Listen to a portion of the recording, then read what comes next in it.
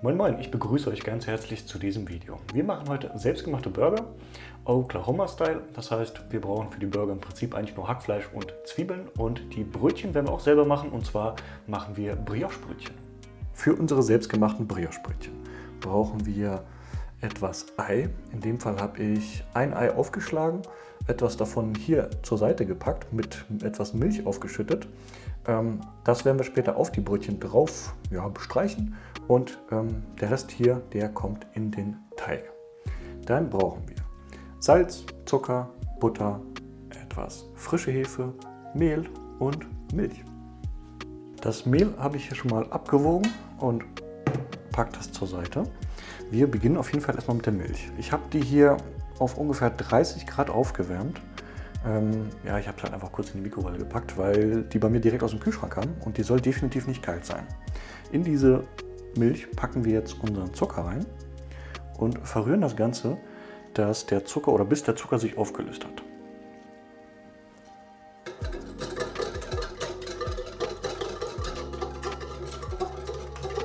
Sobald der Zucker aufgelöst ist, kümmern wir uns um die Hefe. Die machen wir jetzt einfach mal so klein, bröseln das einfach mal runter. Dann verteilt sich das gleich einfacher. Wichtig, die Milch sollte jetzt aber auch nicht zu warm sein. Also wirklich maximal 35 bis 40 Grad. Deswegen, ich hätte gesagt, so ein guter Wert ist einfach 30 Grad. Da kann man nichts falsch machen. Wenn man kein Thermometer hat, dann Finger rein. Maximal lauwarm.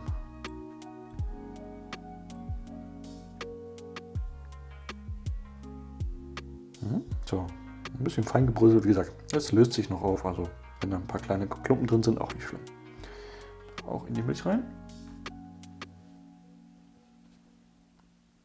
Und auch hier wieder umrühren.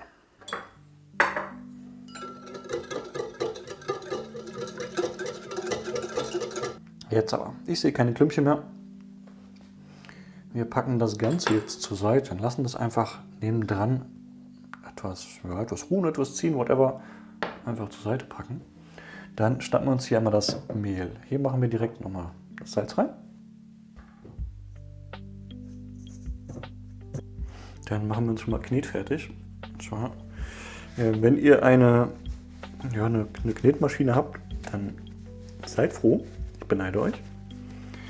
Wenn ihr keine habt, dann machen wir es wie immer typisch mit der Hand.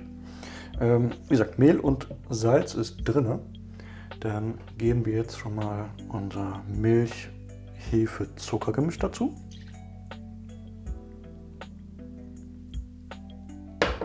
Fangen schon langsam an zu rühren.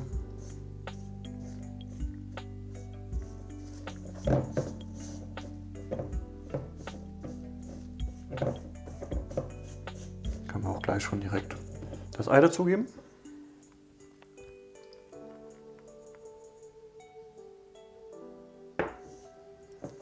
Jetzt wird es ein bisschen klebrig, aber da müsst ihr durch.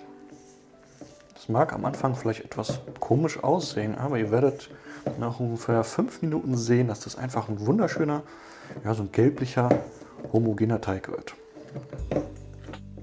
Ich mache jetzt hier von der Menge, also wenn man etwas mehr macht, ist es auch hier einfacher zu kneten. Ich mache das jetzt hier, glaube ich, so circa für 2 bis 3 Brötchen. Ich werde das Rezept, denke ich mal, aber auf so 4 bis 6 erweitern. So, aber man sieht schon, langsam wird das schon was.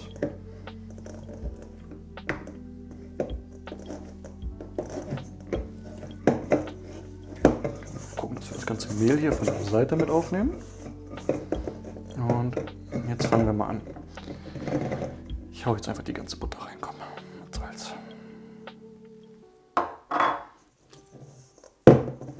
Jetzt mischen wir das einmal schön durch. Wichtig auch bei der Butter, die sollte nicht direkt aus dem Kühlschrank kommen. Das habt ihr jetzt ein Problem.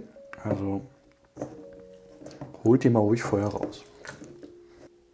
Wenn ihr nach ein paar Minuten Kneten merkt, dass der Teig doch noch etwas zu klebrig ist, so wie in diesem Fall, also ich kann jetzt eigentlich kann ich wirklich nicht greifen, der ist einfach immer zu klebrig. Dann ruhig etwas mehr Mehl rein, aber nicht viel, wirklich, das ist noch ein Mühe. Dann in Ruhe weiterkneten. Einfach langsam rantasten.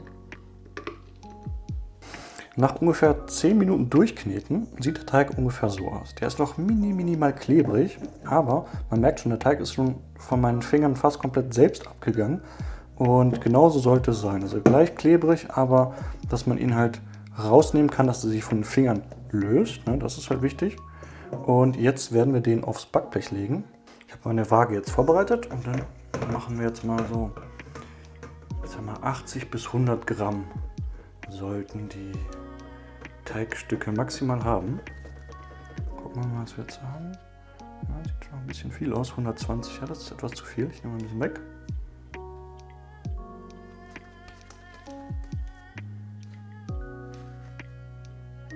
(107), das ist okay. So, das heißt, das wäre unser erster. So, packen wir mal. Ich wiege jetzt einfach nur, packe die zur Seite. Die Form machen wir gleich mal in Ruhe. Im Prinzip, wenn jetzt hier alles aufgegangen ist, haben wir ungefähr 2 gleich große oder vielleicht gleich einen kleinen. Na, guck mal, 99, perfekt. Und 117. Ja, komm.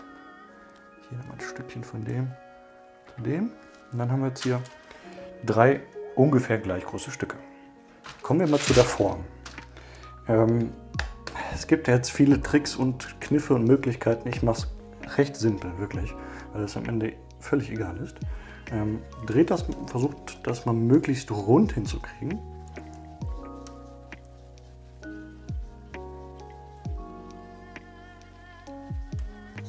So wirklich, zumindest, dass es aussieht, dass man sich Mühe gegeben hat. Das jetzt mal so gleichmäßig.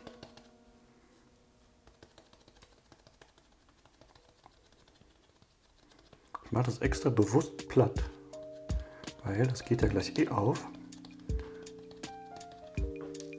Und die sollen ja auch etwas größer werden. So, das machen wir auch mit dem Rest. Einfach in die Hand drehen. Wie gesagt, ihr gewinnt damit keinen Schönheitswettbewerb, aber die sollen ja auch schließlich im Magen landen. So, perfekt. Sie lassen auf jeden Fall genug Platz zwischen den Brötchen.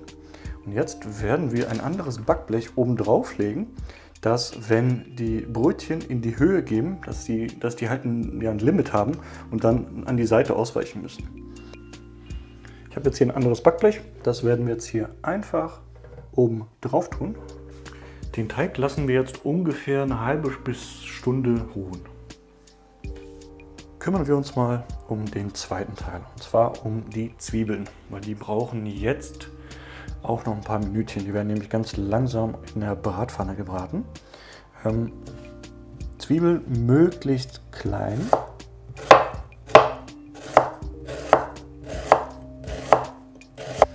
Wenn die Zwiebeln fertig sind, kümmern wir uns um die Patties. Und zwar habe ich hier mir schon mal 2 Kugeln vorbereitet.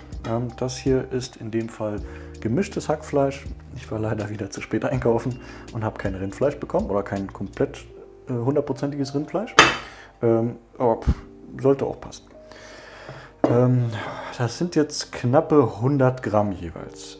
Ihr könntet das theoretisch mit der Hand einfach formen. Ich habe mir aber vor geraumer Zeit etwas Cooles gekauft. Zumindest dachte ich, dass es cool ist. Habe es aber wirklich nicht benutzt. Und zwar so eine Burgerpresse. Und die probieren wir jetzt einfach mal aus. Bei meinen Zwiebeln etwas zur Seite. Ich hoffe, man kann das sehen. Ja. Also nehmen wir mal hier. Beginnen wir mit dem ersten Stückchen hier. So, einfach in die Mitte. Drauf drücken. Ich würde euch empfehlen, tatsächlich nicht mehr als 100 Gramm zu machen. Ich habe das schon mal mit 200 gemacht. Mit 200 Gramm jeweils, aber die Patties werden einfach zu dick und es dauert einfach viel zu lange, weil dann kommt ihr nicht drum herum, die im Ofen fertig zu garen, weil sonst sind die von innen roh. So, das sieht doch gar nicht mal so schlecht aus. Wow, hat sich die Investition vielleicht doch gelohnt. Ist jetzt nicht so. Ist jetzt auch nicht so stabil. Also mit dem Rindfleisch geht das also 100%igem Rindfleisch, geht das um einiges besser. Aber ist wie es ist. Ich drücke das hier mal noch etwas zusammen. Von der Form, von der Dicke sieht es eigentlich ganz gut aus. Ne? Also es ist gefühlt wie so ein ganz klassischer Patty, hätte ich jetzt gesagt. Von der Dicke. Ich hoffe, der fällt mir noch nicht auseinander. So, dann den zweiten genauso. Mal gucken, dass wir schön komplett die ganze Form einnehmen. Zack. Auch der sieht ganz gut aus. Also wenn man wirklich ein gleichmäßiges Ergebnis haben möchte von den Patties, ist das schon eine geile Sache. Also kann ich nur empfehlen. Dann wollen wir uns mal jetzt um die Zwiebeln kümmern. Wir packen jetzt mal die Bratpfanne auf ungefähr mittlere Hitze. Ja gut, vielleicht ein bisschen weniger. Ich habe jetzt hier Stufe 4 von 10. Die Zwiebeln sollen jetzt einfach ganz entspannt vor sich hin karamellisieren. Ich mache jetzt hier etwas Olivenöl rein. Der Zwiebel.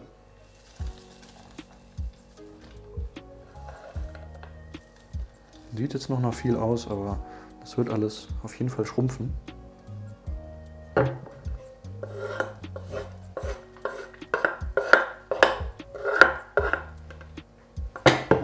Und jetzt müsst ihr etwas Geduld mitbringen. Wie gesagt, ganz entspannt, ganz langsam vor sich hin köcheln. Die Zwiebeln sehen an sich schon mal ganz gut aus. Die sind jetzt leicht braun geworden. Wir machen jetzt einen kleinen Trick. Also grundsätzlich, wenn man karamellisierte Zwiebeln haben möchte, dann müsste man das wirklich auf einfachster Stufe, und das, keine Ahnung, 30, 40 Minuten lang ganz entspannt karamellisieren lassen, und die Farbe verändert sich dann grundsätzlich. Also es wird dann doch schon, also das ist jetzt leicht braun, es wird schon sehr braun, also man merkt das schon.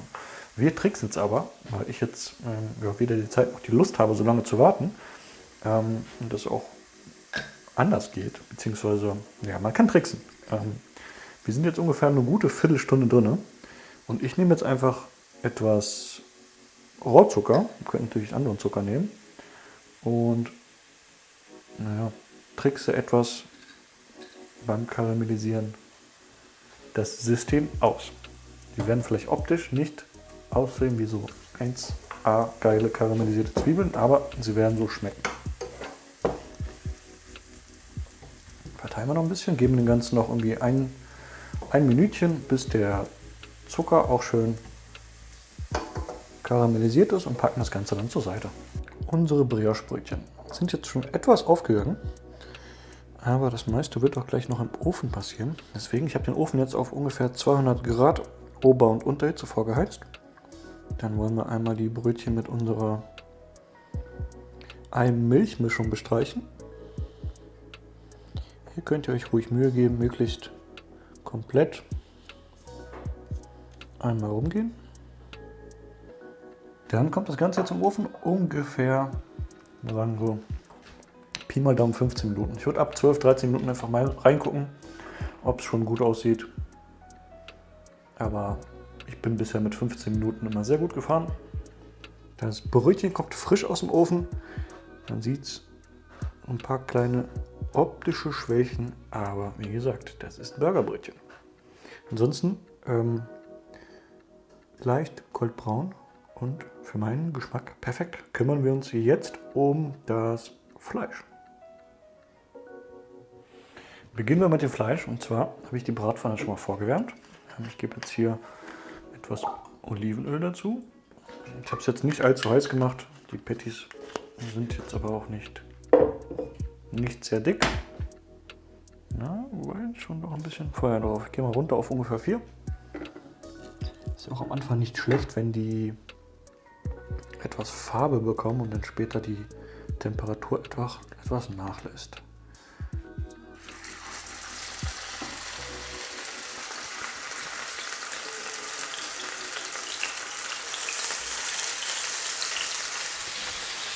Das ist so der Moment, wo wir etwas würzen.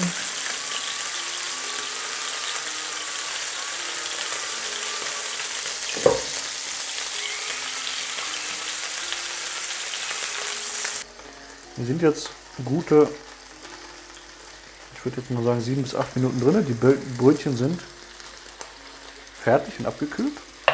Die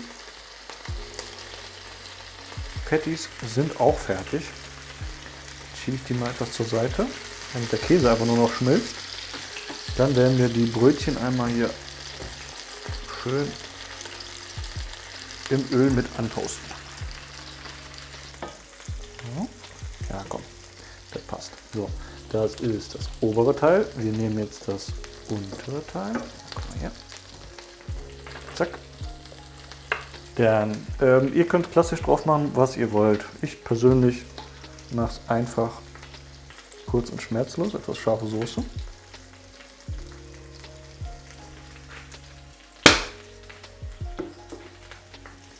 Dann einen unserer Patties.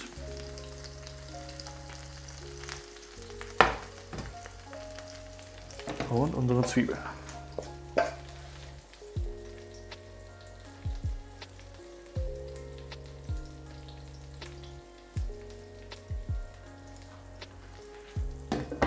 Für mich ist das schon der perfekte Burger. Ich mache mal einmal den Deckel drauf. Zeige es euch einmal in die Kamera. Klein, aber fein würde ich jetzt mal behaupten. Dann sieht es ganz gut. So, ich lasse den mal kurz eine Sekunde abkühlen und dann probieren wir mal. Ich habe den Burger gerade mal kurz aufgeschnitten, um euch mal zu zeigen, wie es von innen aussieht. Man sieht hier eigentlich schon ganz gut, dass der Burger perfekt durch ist. Bevor wir zum besten Teil kommen, noch eine kleine Korrektur. Und zwar lasst die Burgerbrötchen mindestens ein Stündchen gehen. Ich habe es jetzt eine halbe Stunde gehen lassen und habe es dann in den Ofen gepackt und die sind teilweise, ein paar von denen sind an der Seite etwas aufgeplatzt und das ist meistens immer dafür, ja, ein Zeichen dafür, dass die etwas länger außerhalb des Ofens gehen sollten, weil das sonst einfach zu schnell im Ofen stattfindet. Dann sage ich mal guten Appetit, viel Spaß beim Nachkochen und bis zum nächsten Mal.